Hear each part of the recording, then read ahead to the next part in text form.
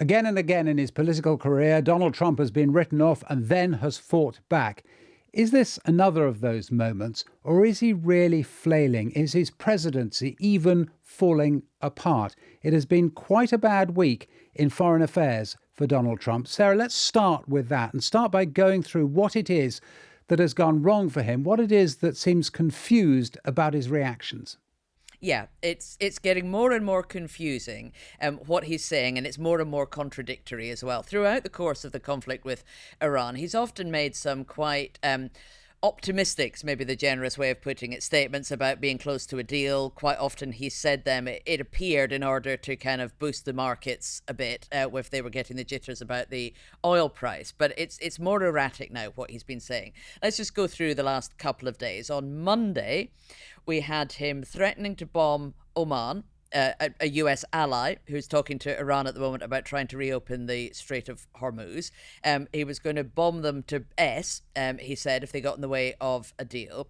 And on the same day, he said that he had back-channel negotiations going on with the IRGC, the Iranian Revolutionary Guard Corps, which was denied by Iran. And then on Tuesday, he says there's no talks going on with Iran at all, contradicting himself, insists that the Strait of Hormuz remains open. It's not. Ships have been fired on this week. Somebody's been killed this week trying to get through the Strait of Hormuz. And he's been posting some rather bizarre things on social media, including a graphic that claimed that the Strait of Hormuz was now American territory. And that's before, Justin, we even get into what he's been saying about other countries as well around the world. Yeah, so then he issues this order on Tuesday night to scale back the joint military training drills with South Korea, apparently in retaliation for South Korea's decision not to get involved in the Iran war. Let's listen to what he told reporters. This is his justification of it all. It's in the White House. It was on Monday. When I called recently the president of South Korea, who I think he's very nice, actually. But I called him, I said, would you like to give us a little hand? We don't need help with Iran, but if you'd like, give us a hand with Iran. He said, no, thanks. And I said, wait a minute, we have 39,000 soldiers over there guarding you from Kim Jong Un, your next door neighbor, and you're not going to help us on a very easy military operation in Iran? That's strange. And then they say, well, they don't want to get involved with guarding the strait where they get most of their oil. They get 50% of their oil, and they don't want to get involved. Why are we doing it? So, Justin, this was a real surprise. The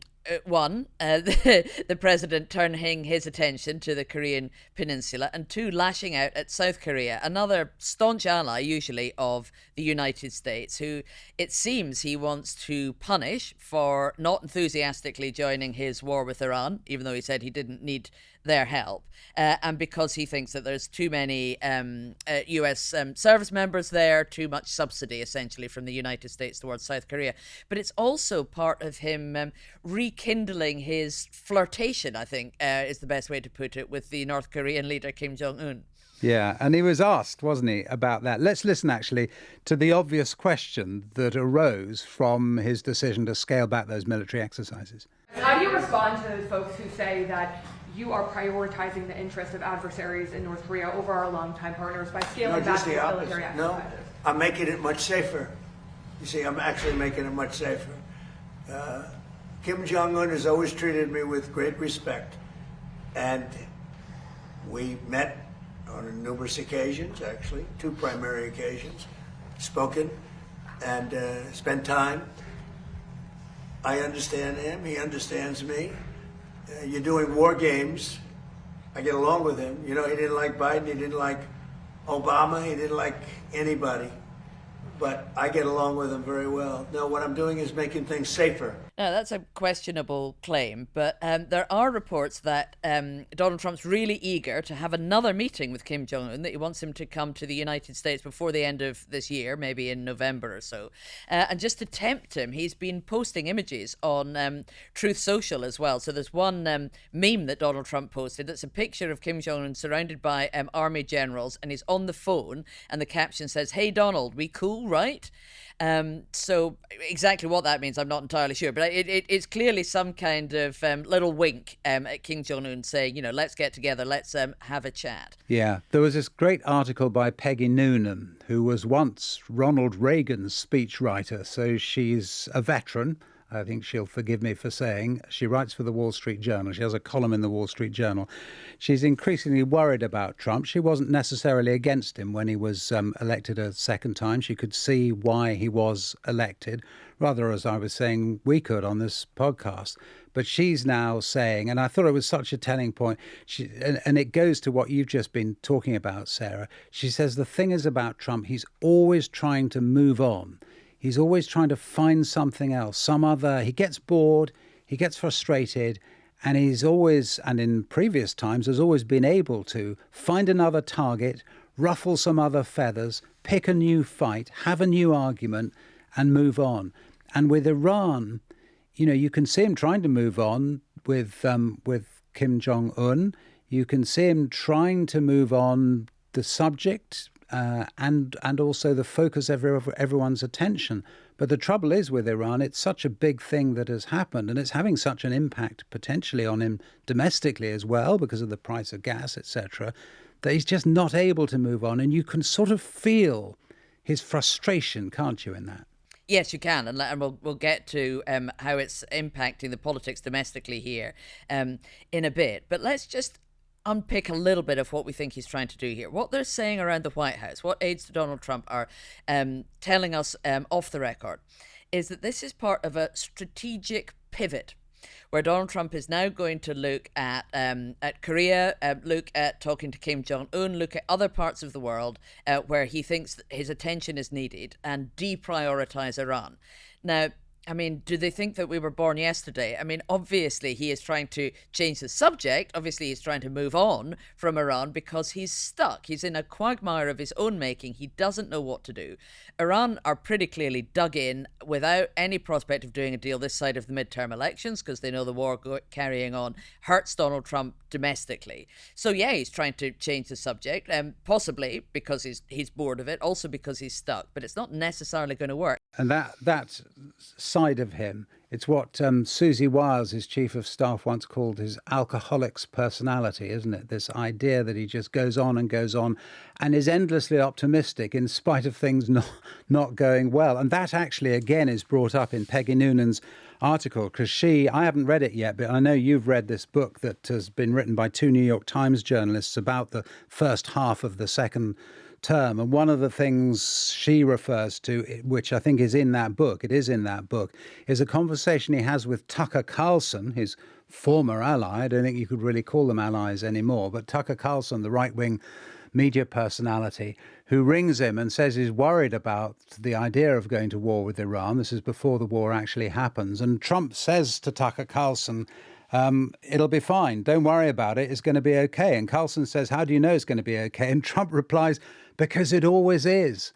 And it's that sort of sense that somehow there is always a way out. Just as there was a way out when he was down and out and he lost the election in 2020 and everyone said he's finished and he was going to go to jail and all the rest of it. And there was a way out. And I think he still thinks that about Iran. And it must be immensely, immensely frustrating to him that he hasn't found it. Yeah, that line in the book, that it's going to be okay because it always is one of the things that really stood out to me the most, although the rest of it's fascinating as well. It's a Regime Change by Maggie Haberman and Jonathan Swan. And Justin, you will really enjoy. I highly recommend it. But that tells us a lot, doesn't it, about how he has always viewed himself as being able to do things that other people can't, either by the sheer force of his personality or by a certain degree of luck. And of course, up until that point, when he's having that conversation with Tucker Carlson, it has all gone all right. He took a big risk June last year, bombing Iran's nuclear sites. That could have spiraled into something really dangerous in the Middle East, but it didn't. Iran didn't retaliate particularly strongly. It was a pretty significant victory for America and for Donald Trump. And then, of course, they had great success in Venezuela at the very start of this year. So he felt emboldened by this. He was doing difficult things, using the military around the world to achieve his ends with remarkable ease. up until that point without ever actually coming stuck like he is now. And it feels really striking, doesn't it, that all the years of the left-wing comics, the late night shows having a go at him, all the times that they've tried to get fellow Americans to laugh at him, just hasn't really worked. It's never quite stuck. And yet now there are some politicians who are beginning to land blows on him. And the biggest of those blows, it seems, comes from this guy, Jon Ossoff, who we've talked about briefly, haven't we, as a potential presidential candidate. Still in his 30s, Democratic senator from Georgia, is up for election in the midterms and looks as if he's going to win the right to go back to the Senate for the state of Georgia. He makes this speech in which he refers at the beginning to the plight of the USS Lincoln, this ship, this aircraft carrier that's been at sea far too long because of the Iran conflict. But then, oh my goodness, he jams in a few other things as well. And while the sailors on the Lincoln fight his war, while he fruitlessly drains our munitions and oil reserves, the president sleeps through his meetings. He golfs and trades stocks. See, he doesn't want to do the job. He wants to build his ballroom and travel with Natalie on their apparently defenseless flying palace gifted by the Emir of Qatar. And it's not just on that flying palace, is it, that he travels with Natalie? She was also one of the very small number of Trump's closest staff who was smuggled off Air Force One and onto that military jet that flew out of Turkey to the UK as he returned from the NATO conference because there was a security threat against him. So that tells you just how close Natalie is to him. But I think Jon Ossoff really hit a nerve when he mentioned her in that speech. And that is because... And a lot of people think he went too far and shouldn't have mentioned her. But it's because she has, and it is fair to say this, isn't it, a peculiar adoration for Donald Trump. And there's a sort of subtext there which suggests it's a relationship that is closer than it should be. And he didn't actually say that, but he kind of leaves it hanging there. So it's a particular needling of Donald Trump as well. It's worth making that plain, isn't it? Yeah, and let's just remind Americasters about Natalie, whom we've been talking about for 2 years. Yeah, we were there first. Yes, exactly. We discovered Natalie long before Jon Ossoff had ever heard of her. Before he was born. She's a very close aide of Donald Trump. And one of her functions is to print out things from the internet for him, favourable coverage, things that have been posted on social media, things that will flatter him and reinforce his ideas about himself. So she's often delivering good news to Donald Trump. She helps with his social media posts. She's up with him late in the night, often typing them out. She trawls the internet and finds some of those more bizarre memes and things that Donald Trump likes to post on social media. And he has said of her that long after everybody else has left and gone and found new jobs and are making money off the back of their time in the administration, the one person apart from his family who will stick with him will be Natalie Harp, he says. Yeah. And it really has upset the White House, hasn't it? It's worth quoting directly the director of communications, Stephen Chung, who launched this attack on Ossoff after those comments. So this is what he said: the biggest cuck loser in politics. Instead of denigrating hardworking people serving their country, John should look deep into his soul and ask himself why he's a miserable person who hates this country. That suggests to me, Sarah, that this really did hit home. Oh, yes. And if people hadn't picked up that reference to Natalie and Jon Ossoff's speech, the White House's reaction to it has made sure that everybody is very, very well aware of this, because it wasn't just that reaction from Stephen Chung. Donald Trump was asked about this when he had reporters in the Oval Office at the beginning of the week. A CNN reporter was just asked, what did he make of these comments from Ossoff, and read them out. And he was furious. He shut her down. She was a reporter from CNN, attacked her, calling her fake news and bad at her job. Did he ask you to scale back on those? Quiet. You're very disrespectful in front of this young man. Okay? Don't you find her disrespectful? He understands. Quiet. Who are you with? I'm with CNN. Fake news. I just wanted to follow up on this You're allowed You're a loud, boisterous person. You're fake news. I was trying to find out if you had been talking to Kim Jong Un, if he had asked you You're a to fake scale reporter, back and on you those report fake military news. exercises. Go ahead.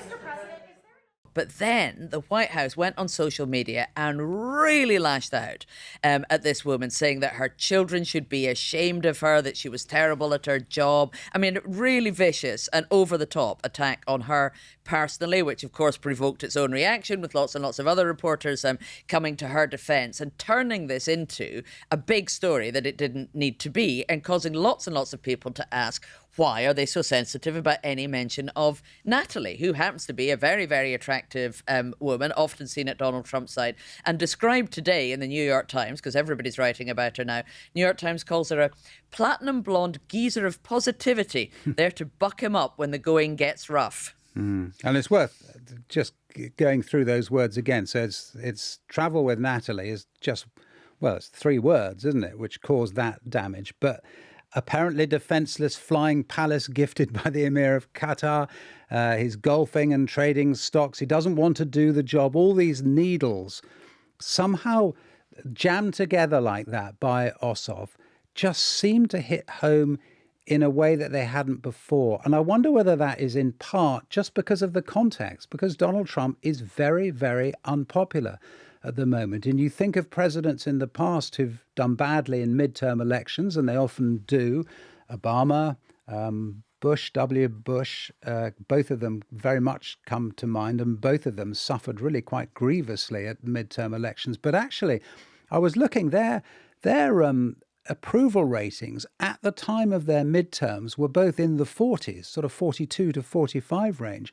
And Donald Trump, you've probably seen the latest polls more than I have, but I think he's down in the mid-30s, isn't he? And if that is the case, then the context for this attack from Ossoff is that a lot of people have made up their minds against Donald Trump. And that is a very big deal for the future of his presidency. These are mistakes of his own making, where he's gotten into a war that he promised he wouldn't, fallen out with some of his biggest backers like Tucker Carlson and Marjorie Taylor Greene over this war that's causing the economic problems that are turning voters against them. You know, these are all decisions that he made and that he now can't seem to find a way to turn around. Yeah, and it must be so frustrating for them because, again, as we were saying right at the beginning, there were things about this second term that the American people genuinely wanted to happen. That's why they voted for him. I know Democrats who I don't think voted for him, but actually weren't that disappointed when he came to power a second time. They thought that their own party had completely lost the plot and that there needed to be a period of America coming to terms with Donald Trump and some of the things that he wanted to do. And yet, he's managed to, I was going to say, shoot himself in the foot, machine gun himself in both feet. And then the level of frustration and annoyance that he now seems to exude is again so far from the kind of Donald Trump we saw in the run-up to 2024. He's just always seemed to be in control of the narrative, able to find a way back and actually double down and use people, jiu-jitsu-like, actually use people's attacks on him against them. And now, frankly, just doesn't seem able to do that, does he? Yeah, I mean, you're right, Justin, in that you do not have to be a MAGA loyalist or some kind of right-wing extremist to want to live in a country which controls immigration and doesn't have undocumented migrants flooding across the border, who wants a stable economy, reasonable grocery prices in the shops, a reasonable price to pay for petrol, and a stock market that's doing well so that your pension savings are growing. And there are lots and lots of voters, you met them in 2024, Justin, I speak to them all the time, who were prepared to overlook some of Donald Trump's eccentricities in order to just have him competently take care of that, of the economy and of immigration. But the overreach in Iran means that he's lost his reputation for economic good management. And it's for another episode to talk about immigration tactics on the streets. But he's actually turned a lot of people who were very keen on the idea of an immigration crackdown against his enforcement methods as well, which is seen as far too violent. But that's a different topic. Up until now with Iran, I have just assumed that he would snatch some kind of defeat from the jaws of victory, but tell us that it was a big win, one of his favourite phrases, that he would spin it as some kind of victory. But he's stuck now to a point where I don't actually see what they could possibly grasp and say represented any kind of victory for the United States, because even if he gets the Strait of Hormuz reopened with no tolls whatsoever, that's only getting us back to where we were the day before he started the war with Iran, and that's going to be very difficult to say and proves that he was right about this and that he achieved something. And what about the Democrats' ability to make hay while this particular sun is shining? So we mentioned the Jon Ossoff speech, which I think was a really, really telling moment in American politics, actually, wasn't it? I don't know if you agree, Sarah. It just seemed to me that it encapsulated so much and was so much more eloquent than so many Democrats from the left and right of the party have managed to be in recent years. And that's why this is so smart, because going into midterm elections, even though Donald Trump's name's not on the ballot, the Democrats need to make this a referendum on his presidency. Are you happy or not with how Donald Trump has performed over the last 2 years? And if that's the question, Democrats will do well, as people will come out to vote against Donald Trump and what he's done. Come 2028, when you're putting up a presidential candidate, you need somebody who can critique what happened in the last 4 years, but offer solutions and policies for the future.